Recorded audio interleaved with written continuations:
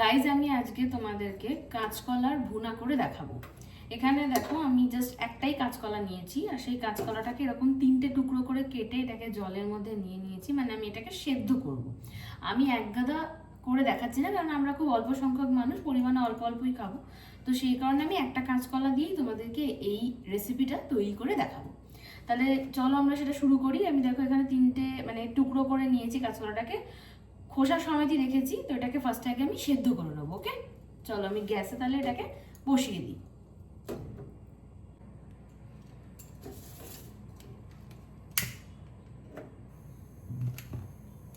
গ্যাসটা জ্বালিয়ে নিলাম, কমিয়ে নিলাম গ্যাসটাকে। এবার এটা আমি গ্যাসে বসিয়ে দিলাম, একটু চাপা দিয়ে দিচ্ছি, দিয়ে এটাকে ফার্স্টে আমি ভালো করে সেদ্ধ করে নেব। কাঁচকলাটা সেদ্ধ করার জন্য আমি এর মধ্যে কিন্তু একটু নুন দিয়ে দেবো। হ্যাঁ, কাঁচকলাটা যাতে প্রপার ওয়েতে সেদ্ধ হয়, তো সেই কারণে আমি এর মধ্যে নুন দিয়ে দিচ্ছি। পরিমাণ মতো নুন দিয়ে দিলাম। এবার এটা সেদ্ধ হোক, আমি তার আগে সেদ্ধ হবে, বাট আমি একটা চাপা দিয়ে দিই এটার মধ্যে, তাহলে ভালোভাবে সেদ্ধ হয়ে যাবে। চাপা দিয়ে দিলাম, একটা বড় লিড দিয়ে জাস্ট চাপা দিলাম। ফুটে এটা সেদ্ধ হোক, মানে ভাপানো হয়ে যাক। সেদ্ধ হয়ে গেলে তারপর আমি আপনাদেরকে দেখাচ্ছি। গাইস দেখো, মোটামুটি ধরো 10-15 মিনিট মতো হয়ে গেছে, আর কাঁচকলাটা কিন্তু এবার সেদ্ধ হয়ে গেছে। ওকে, তো এটাকে আমি এবার নামিয়ে নিচ্ছি। নামিয়ে নিয়ে তারপরে বাকি যা যা প্রসেস আছে সেটা করে তোমাদেরকে দেখাচ্ছি। কাঁচকলার ভুনাটা আমি কিন্তু এবারে তৈরি করব। কাঁচকলাটা সিদ্ধ হয়ে গেছে, আর ওটা আমি খোসা ছাড়িয়ে অলরেডি মেখে নিয়েছি। তো সেটা দেবো এর মধ্যে, বাট মানে ভুনাটা বানানোর জন্য প্রথমে আগে আমি দেখো এখানে কড়াই বসিয়ে নিয়েছি গ্যাসে, আর এর মধ্যে আমি প্রথমে দিয়ে দেবো একটু সর্ষের তেল।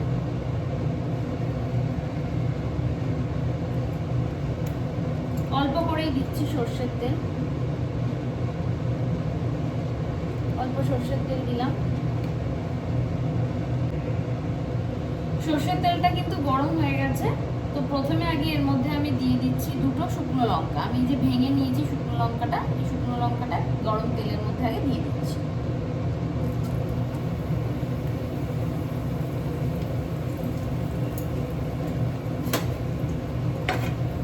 শুকনো লঙ্কাটা একটুখানি নেড়ে নিচ্ছি।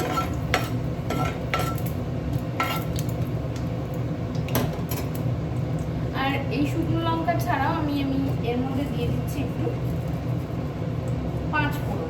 অল্প পরিমাণে দিচ্ছি, বেশি না। এই যে অল্প একটুখানি 5 ফোড়ন।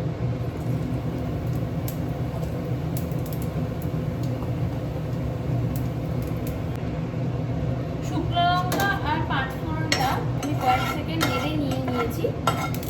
এর থেকে একটা সুন্দর গন্ধ বেরিয়ে গেছে। এবার আমি এর মধ্যে দিয়ে দিচ্ছি কুচনো পেঁয়াজ।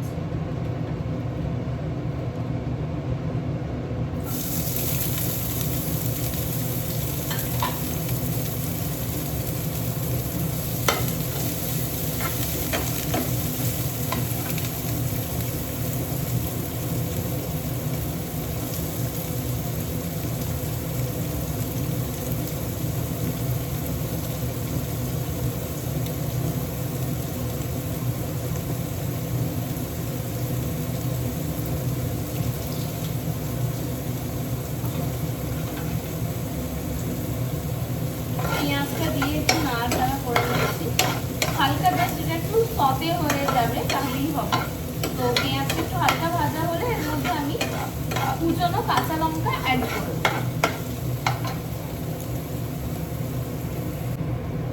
গাইস দেখো, পেঁয়াজটা কিন্তু কিছুক্ষণ নাড়াচাড়া করতে করতে আমি একদম লো ফ্লেমে এটা নাড়াচাড়া করছিলাম। এটা মোটামুটি ভাজা হয়ে গেছে। তো আমি এবার এর মধ্যে কুচনো কাঁচা লঙ্কাটা অ্যাড করে দিচ্ছি। আমি এখানে জাস্ট একটা কাঁচা লঙ্কাই কুচিয়েছি, কারণ যেহেতু একদম অল্প হবে, সেই জন্য একটা কাঁচা লঙ্কা দিলে ঝাল হয়ে যাবে, যেটা খাওয়া সম্ভব না ওরকম ঝাল। সেই জন্য জাস্ট আমি অল্প একটা কাঁচা লঙ্কাই ভালো করে ছোটো ছোটো করে কুচিয়ে নিয়ে এর মধ্যে অ্যাড করতাম। এবার জাস্ট এটা একটু নাড়াচাড়া হোক, তারপর এর মধ্যে সামান্য একটুখানি জল দেবো, দিয়ে কিছু মশলা দেওয়ার আছে। জলটা দেওয়ার কারণ হচ্ছে যাতে মশলাটা পুড়ে না যায়। তো সেই জন্য আমি সামান্য একটু জল দিয়ে মশলাটা দেবো। সেটা একটু আরেকবার হালকা 2-3 মিনিট একটু নাড়াচাড়া করে নিয়ে তারপরে আমি এর মধ্যে মশলাগুলো অ্যাড করব। গাইস দেখো বললাম 2-3 মিনিট আগে আমি নাড়াচাড়া করবো, তো করে নিয়েছি। এবার আমি অল্প একটুখানি জল এর মধ্যে দিচ্ছি, একটু সামান্য।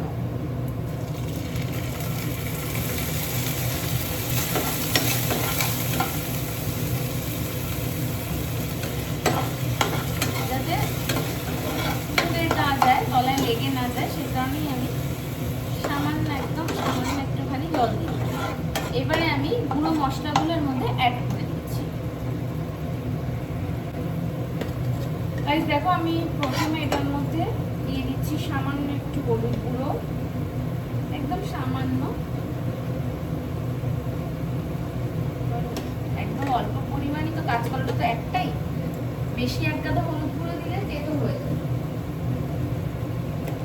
সামান্য লঙ্কার গুঁড়ো, কেননা আমি কাঁচা লঙ্কা দিয়েছি, শুকনো লঙ্কা দিয়েছি, সেই জন্য এক গাদা দেওয়া যাবে না, অল্প পরিমাণে দিলাম শুকনো লঙ্কার গুঁড়ো। আর অল্প অল্প করে একটু ধনে গুঁড়ো আর জিরে গুঁড়ো দিয়ে দিচ্ছি, এটা টেস্টের জন্য জাস্ট দেওয়া, দিয়ে দেখতে পারো, ভালোই লাগবে খেতে। সামান্য একটু একটু করে ধনে গুঁড়ো আর জিরে গুঁড়ো, বেশি এক গাদা না, অল্প অল্প, একদম সামান্য সামান্য দিয়েছি।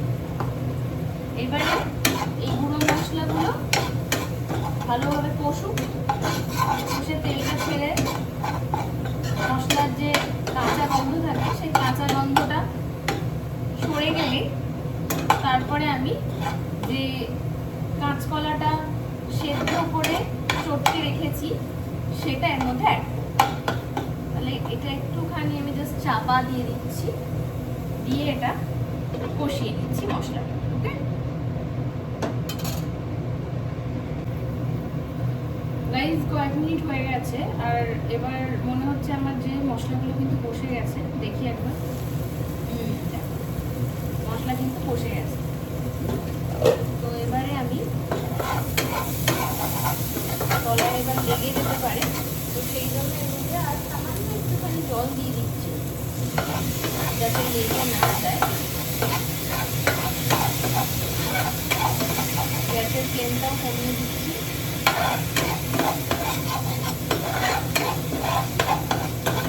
মশলা কষানো হয়ে গেছে, এবার আমি এর মধ্যে একটুখানি চিনি দিয়ে দেবো স্বাদ অনুযায়ী, এটা জাস্ট টেস্টের জন্য দিচ্ছি, একদম সামান্যই দিচ্ছি, বেশি না, এইটুকুই দিচ্ছি।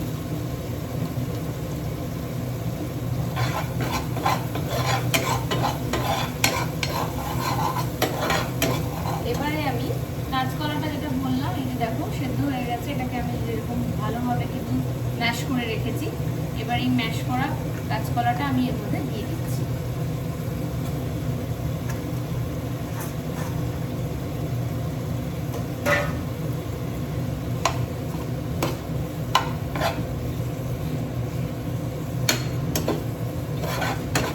ভালোভাবে মিশিয়ে দিচ্ছি।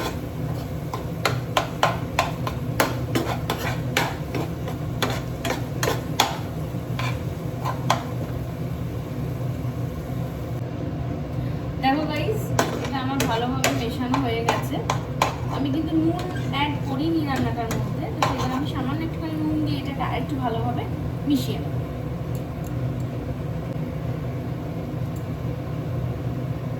সামান্য একটুখানি নুন দিচ্ছি, কারণ আমি কাঁচকলাটা অলরেডি নুন দিয়ে সেদ্ধ করেছি, সেই জন্যই সামান্য নুন দিচ্ছি, বেশি না। পরে যদি প্রয়োজন পড়ে আমি জাস্ট একবার পরে চেখে দেখে নেবো, যদি প্রয়োজন পড়ে তো দেবো, নাহলে দরকার নেই। এবার এইটাকে ভালো করে একটু মিশিয়ে নেব, আর এর মধ্যে আমি অ্যাড করে দিচ্ছি কুচনো ধনেপাতা।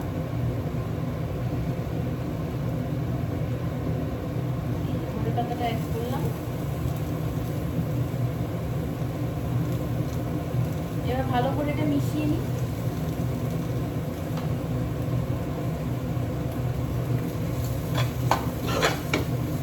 গ্যাসের ফ্লেম কিন্তু একদম কমানো আছে।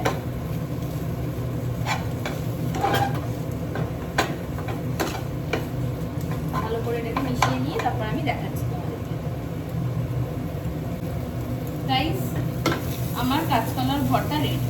দেখো আমি কেন একটা কাঁচকলা দিয়ে বানিয়েছিলাম, কতটা পরিমাণে হয়ে গেছে। দেখো আমি একটা কাঁচকলা দিয়ে করতেই এতটা হয়ে গেছে। সেখানে যদি আমি 2টো বা 3টে ব্যবহার করতাম সেক্ষেত্রে আরো অনেক হয়ে যেত। ঘরে লোক সংখ্যা বেশি থাকলে পরিমাণে অনেক করা যেতে পারে, কিন্তু লোক সংখ্যা তো আমার অত নেই, আমি 2জনের মতো রান্না করছি, তো সেই কারণে আমার এটাই এনাফ। আর দেখো রান্নাটা কিন্তু রেডি হয়ে গেল।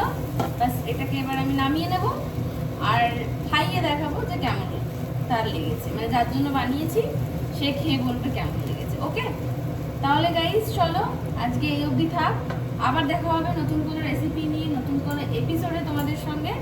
আজকে এই পর্যন্তই, চলো টাটা।